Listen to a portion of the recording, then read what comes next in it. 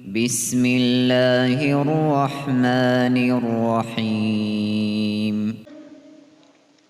Умар разияллаху анху мечитке кирип келгенде Каабул Ахбар разияллаху анху баян кылып жаткан элдин арасында.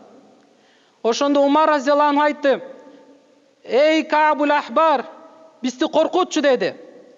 Дегенде Каабул Ахбар айтты: "Аллага касам ичем, Аллах Тааланын ушундай бир периштелери бар.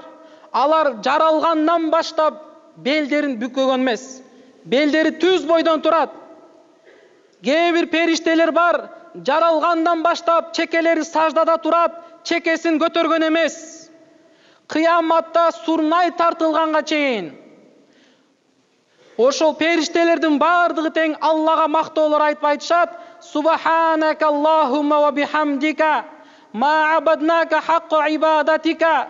О Алла, сен бардык айыптардан тазасың, сага бардык мактоолор болсун. Биз канчалык ибадат кылыш керек болсо, анчалык ибадатты кыла албай жатабыз.